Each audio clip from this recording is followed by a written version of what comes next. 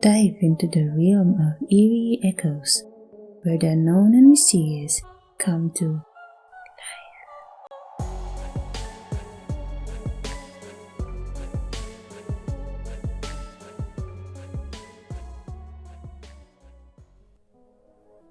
This is my first personal experience of the so-called Wak-Wak in a rural area of Cebu, Philippines. Before we start, the names mentioned in the story are changed to protect the privacy of my family. Being a night owl as I am, even though still in elementary by this time, I brought this habit as well in the hometown of my mother. It was summer break and my older sister and I often spent our vacation there. By this time, I already heard rumors about my grandparents' neighborhood inhabited by some unhuman creatures like Aswang or Wak-Wak. Although I already believed in their existence, I haven't had any experience with any type of Aswang or other mythical creatures in the Philippines. Until one night.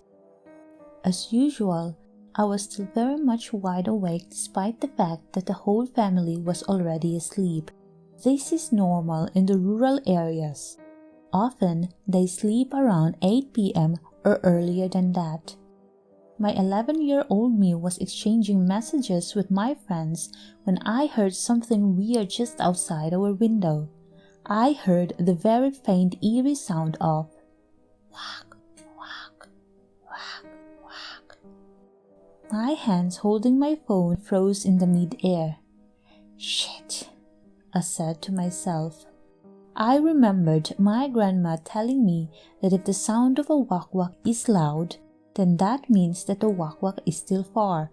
But if the wak-wak sound is hushed, then that means that the wak-wak is just nearby. Oh no, it's nearby, I whispered to myself. It took me a few seconds to realize to squeeze myself next to my sister who was sleeping on a lantai, a makeshift bed out of bamboo slat. What's wrong with you? She demanded loudly. There is not enough room. It's cramped in here.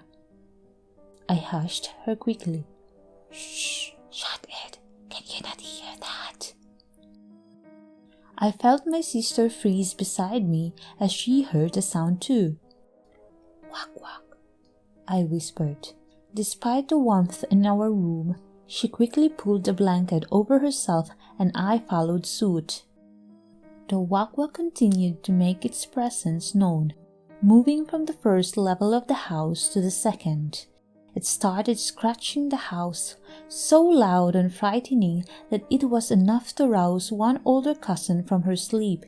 She yelled, Huy! Piste ka! Ngano mangunay man kagsilingan? Sabaan mo oy! Which roughly translates to, Hey! Such a pest! Why are you doing this to your neighbor? You are so noisy! The shouting seemed to do the trick and the Wak-Wak finally left. My sister and I were finally able to get some much-needed rest after we are reassured that the creature was gone. The next day, during our breakfast, my family talked about what happened.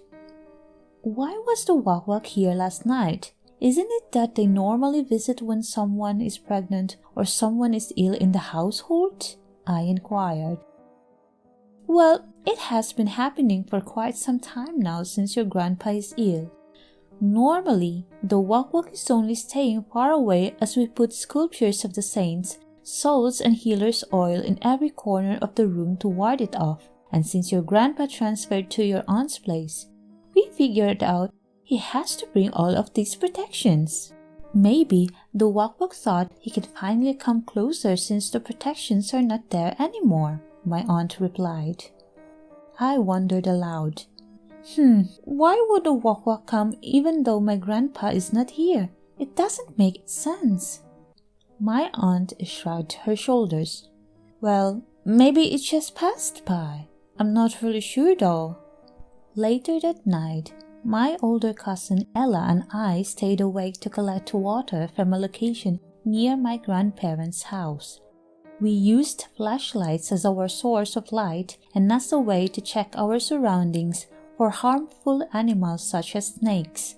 At the time, we were dealing with a significant shortage of water and access was limited to certain places, only available in the late hours. Adjacent to where we collected the water was a massive and ancient tamarind tree, which was our favorite spot to spend time in the day. Its thick leaves and branches provided us ample shade from the sun. We were collecting water in silence, surrounded by the soothing sounds of geckos and crickets. Suddenly, all other sounds ceased, and the distant call of "Wak, wak, wak, wak" filled in the air. I looked up, my gaze shooting towards the massive tamarind tree as the sound seemed to be coming from its top. Fearful, I turned to Ella. Wak-Wak, Wak-Wak," Ella mimicked with a mocking voice. The Wak-Wak was clearly not happy about being mocked and continued its chant. It shook the branches of the tamarind tree violently, causing the leaves to fall to the ground. "Are you crazy?" I asked with annoyance and fear at the same time. "What are we going to do? You made it angry." "So, it won't attack us," my cousin answered nonchalantly. I looked at her in confusion and disbelief as she shouted, "I know who you are. I'll tell my Amazona grandma if you won't go away." I noticed her murmuring something quietly to herself. It was so hushed that I couldn't make out the words. As I was still several years younger than her and is still not used to this situation, I clung to her arm, closing my eyes and hoping for the horrible sound to fade. Soon enough, the sounds of geckos and crickets resumed, indicating that the Wak-Wak had gone away. "It's gone now." I whispered a chant that Grandma taught me to shoo them away, said Ella. Surprised, I looked at her with a frown. Grandma knows a lot of Latin phrases to ward off bad entities. "You should ask her if you want to learn," she said directly. "But actually, it's weird why the Wak-Wak keeps coming back although Grandpa is not here." I also don't know, to be honest. I just hope it won't come back anymore," I responded fearfully. The following days were uneventful. However, one night there was a blackout, which happened frequently due to the basic electricity infrastructure. As usual, my cousins and I gathered near the tamarind tree, which provided a cool and well-lit area even in the summer, thanks to the moonlight shining down. I was sitting next to my grandmother, who was lighting a candle and ranting about something I can no longer recall. Although she was prone to ranting about every little thing she deemed a mistake, everyone still loved her. With nothing much to do while waiting for the electricity to come back on, we were chatting and laughing when suddenly the distinct call of "Wak, wak, wak, wak" interrupted us. "Naunsa gud taon ka tunying? Alas 6 pa, nangungo naman ka," my grandma ranted, which translates to, "What's wrong with you, Tunying? It's still 6 in the evening but you're already attacking." One of my naughty male cousins threw a stone in the direction where we thought we heard the Wak-Wak, causing the Wak-Wak to become more aggressive in its chanting. We could hear it shuffling from tree to tree as it retaliated by tossing a rock back at my cousin. "Ay, lamunan ka man ding bata ka. Ngano'y maman gilabayon og bato?" My grandma scolded my cousin. That means, "Ay, you're such a lamunan child. Why did you throw a stone?" I apologize for the translation. If anyone knows the translation of lamunan in English, please let me know. I tried to research it, but it doesn't really make sense as we use lamunan normally as a swear word. So please let me know in the comment section below. Back to the story. My grandma recited a spell that will ward off the Wak-Wak. However, one of my older cousins made fun of the ending of my grandma's chant, saying loudly, "Namboso! Namboso!" This sounds similar to the original word, but has a different meaning, which for us means to peep.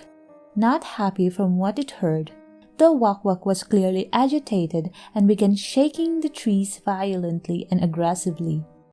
My grandmother, fuming with anger, said, "Very well, you can attack Ontoy. He is the one who mocked you." My cousin tried to protest, stammering, "But, Grandma," but was unable to finish his sentence since Grandma looked at him fiercely. It's safe to say that Grandma recited another spell as the Wak-Wak soon left without causing any harm. We were lucky that Grandma was familiar with such incantations, as I'm unsure of what would have happened otherwise. A few days later, my family returned to the city, only to learn later on that our cousin, Ella's older sibling, was pregnant. She had been discreetly concealing the unwanted pregnancy. With this knowledge, I finally understood why the Wak-Wak kept visiting my grandparents' house. On a side note, I couldn't help but think that the Wak-Wak served as an early indicator of pregnancy. Don't you think so too? Let me read the description of what the Wak-Wak is for those who are unfamiliar to this creature.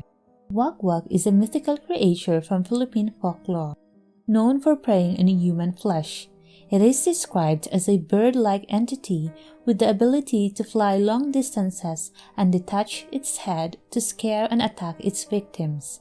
Wak-Wak is often depicted as targeting vulnerable individuals such as pregnant women, the sick, and babies. It is said to have large wings, either feathery or leathery, sharp talons, and a human-like face on its bird body. The Wak-Wak is considered a supernatural entity and is regarded as an evil being to be avoided in Filipino folklore.